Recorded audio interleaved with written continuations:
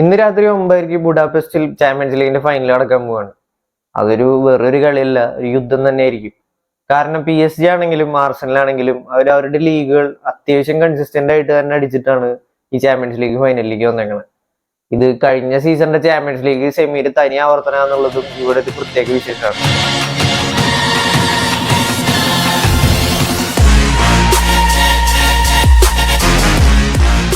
ഇനി അതിന്റെ recent form നോക്കുകയാണെന്ന് വെച്ച് കഴിഞ്ഞാൽ PSG ആയാലും ആർസണലായാലും ലീഗിലും ചാമ്പ്യൻസ് ലീഗിലും അത്യാവശ്യം കൺസിസ്റ്റന്റ് ആയ പ്രകടനം രണ്ട് ടീമും അവരുടേതായ ശൈലിയിൽ കാഴ്ചവെച്ചിട്ടുണ്ട്.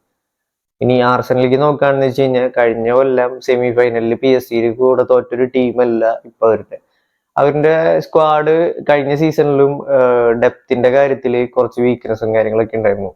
അവരുടെ ഡിഫൻസ് ഭയങ്കര സോളിഡ് ആയിരുന്നെങ്കിലും പലപ്പോഴും അവർക്ക് പരിക്ക് പറ്റിക്കഴിഞ്ഞു കഴിഞ്ഞാൽ പ്ലെയേഴ്സ് റീപ്ലേസ് ചെയ്യാത്ത അവസ്ഥ, അങ്ങനെയൊക്കെ പലപ്പോഴും ഡെപ്തിന്റെ കാര്യത്തിൽ അർട്ടറ്റയ്ക്ക് പ്രശ്നങ്ങൾ ഉണ്ടായിരുന്നു. അത് ഈ കഴിഞ്ഞ സമ്മർ ട്രാൻസ്ഫർ വിൻഡോയിൽ ആള് ഒരു പരിധി വരെ അത് മറികടന്നുണ്ട്.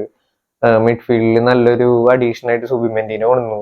അതേപോലെ റൊട്ടേറ്റ് ചെയ്യാൻ പറ്റിയ പ്ലേയേഴ്സ് ആയിട്ടുള്ള എസ്സേനെ കൊണ്ടുവന്നു. ഓഡേഗാർഡിന് നല്ലൊരു ബാക്കപ്പ് പ്ലാൻ ആയിരുന്നു. പിന്നെ അതേപോലെ തന്നെ ഫോർവേഡ് ആയിട്ട് വിക്ടർ ഗോക്രസിനെ കൊണ്ടുവന്നു. അതേപോലെ വിങ്ങില് നോണി മാഡൊക്കെ എന്ന് പറഞ്ഞൊരു പ്രത്യേക ഒരു ഓപ്ഷൻ വന്നു. അപ്പൊ അവർക്ക് ഇപ്പൊ വളരെ വേഴ്സറ്റൈൽ ആയിട്ടുള്ള ഒരു കളി പുറത്തെടുക്കാൻ പറ്റുന്നുണ്ട്. പരിക്കുകളൊന്നും കഴിഞ്ഞ സീസണെ കമ്പയർ ചെയ്യുമ്പോൾ അവരങ്ങനെ ബാധിക്കില്ല. മുന്നത്തെ പല സീസണുകളിലും നമ്മൾ കണ്ടിരുന്നത് അവര് സീസൺ എൻഡിലേക്ക് വരുമ്പോൾ ബോട്ടിൽ ചെയ്യണ അവസ്ഥ വരുന്നതിന്റെ പ്രധാന കാരണങ്ങളിലൊന്ന് അവരുടെ പ്ലേയേഴ്സിനൊക്കെ പരിക്ക് പറ്റണമായിരുന്നു. ഈ സീസണിലേക്ക് വരുമ്പോൾ അത് ആർട്ടേറ്റ ഒരു പരിധി വരെ നല്ല പ്ലേയേഴ്സിനെ കൊണ്ടുവന്നുകൊണ്ട് മറികടന്നുണ്ട്. ഇനി ഹെഡ് ടു ഹെഡ് നോക്കാന്ന് വെച്ച് കഴിഞ്ഞാൽ 5 മാച്ചുകളാണ് ഇവർ പരസ്പരം കളിച്ചേക്കുന്നത്. അതില് മുൻതൂക്കം PSG തന്നെയാണ്. പക്ഷെ അത് നമുക്ക് നോക്കേണ്ട ആവശ്യമില്ല. ഇപ്പൊ റീസെന്റ് കളികൾ നോക്കുകയാണെങ്കിൽ കഴിഞ്ഞ UCL സെമി ഫൈനലിലാണ് ഇവർ അവസാനമായി കളിച്ചത്. 2 ലെഗിലും PSG ഒരു ഗോൾ മാർജിനിലാണ് ജയിച്ചത്. എത്തിഹാഡ് സ്റ്റേഡിയത്തിൽ 1-0 അത് കഴിഞ്ഞിട്ട് പാരീസിലേക്ക് വന്നപ്പോൾ അവർ 2-1 ജയിച്ച് കയറിയിരുന്നു. വളരെ ചെറിയ മാർജിനാണ് ഈ കളികളെല്ലാം PSG ആർസണലിനെതിരെ ജയിച്ച് കയറിയത്. ഇനി ടാക്ടിക്സിലേക്ക് വരാണെന്ന് വെച്ച് കഴിഞ്ഞാൽ രണ്ട് ടീമും 4-3-3 ഫോർമേഷനിലാണ് ഇറങ്ങുക. ആർസണലിന്റെ ചെറിയൊരു വേരിയേഷൻ 4-2-3-1 എന്നുള്ള രീതിയിലാണ് ഇവർ സ്ഥിരമായിട്ട് ഇറങ്ങാറ്. ഈ മാച്ചിലേക്ക് വരുമ്പോഴും രണ്ട് ടീമുകളും ഇതേ ഫോർമേഷൻസ് തന്നെയോ യൂസ് ചെയ്യുന്നത്.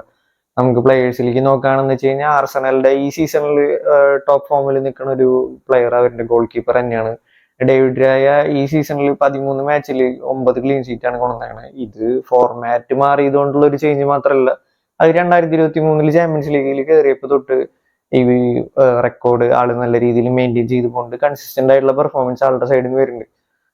ഡിഫൻസ് ലൈനിലേക്ക് നോക്കുകയാണെന്ന് വെച്ച് കഴിഞ്ഞാൽ ഗബ്രിയേലും സാലിബയും അത്യാവശ്യം നല്ല ഫോമിൽ കൺസിസ്റ്റന്റ് ആയിട്ട് UCL കളിച്ചിട്ടുണ്ട്. അവരാകെ ഈ സീസണിൽ 4 ഗോൾ അറൗണ്ടാണ് ആകെ കൺസീഡ് ചെയ്തേക്കുന്നത്. അതന്നെ ഒരു വലിയ റെക്കോർഡാണ് അവന്റെ ഡിഫൻസിനെ സംബന്ധിച്ചിടത്തോളം. അത് കഴിഞ്ഞാൽ പിന്നെ മിഡ്ഫീൽഡ് നോക്കുകയാണെന്ന് വെച്ച് കഴിഞ്ഞാൽ ഡിഫൻസിന് നല്ല സപ്പോർട്ട് കൊടുക്കുന്ന നല്ലൊരു മിഡ്ഫീൽഡ് അവർക്കുണ്ട്. അതുപോലെ തന്നെ വിങ്ങേഴ്സ് സാക്കിയൊക്കെ ആണെങ്കിലും ഒരു സെമി ഫൈനലിൽ ഒരു ചെറിയൊരു മിന്നലാട്ടത്തിലാണ് ആ ഗോളിൽ ലീഡ് കയറിയതും അവര് ടീം ജയിച്ച് കയറി വന്നു. അതുപോലെ PSG സൈഡിലേക്ക് വരാണെങ്കിൽ അവരുടെ മെയിൻ പ്ലെയർ കെവാരസ്കേലിയാണ്. ഈ സീസണിൽ UCL 15 മാച്ചിൽ നിന്ന് 10 ഗോളും 6 അസിസ്റ്റും ഈ സീസണിൽ ആൾ നേടിയിട്ടുണ്ട്. അതുപോലെ തന്നെ അവരുടെ എല്ലാ വിങ്ങേഴ്സും നല്ലൊരു ത്രെറ്റ് തന്നെയാണ്. ഡെംബലെ ആണെങ്കിലും ഡെസേർഡ് ആണെങ്കിലും അവരുടേതായ മാച്ചുകൾ ഭയങ്കര ഇമ്പാക്ട്ഫുൾ ആയിട്ട് കളിക്കാൻ സാധ്യതയുണ്ട്. അതുപോലെ തന്നെ ഇവരുടെ വിങ്ങേഴ്സ് പൊസിഷൻ മാറി കളിച്ച് സ്വിച്ച് ചെയ്ത് ത്രെറ്റ് ഉണ്ടാക്കുന്നതും ആർസണലിനെ സംബന്ധിച്ച് ഭയങ്കര ഒരു ഡേഞ്ചറസ് ആയിട്ടുള്ള ഒരു കാര്യം മാറാൻ സാധ്യത. ഇനി പ്രഡിക്ഷനിലേക്ക് വരാണെന്ന് വെച്ച് കഴിഞ്ഞാൽ PSG ജയിച്ച് കയറാനാണ് സാധ്യത കൂടുതൽ എന്നാണ് എൻ്റെ ഒരു അഭിപ്രായം.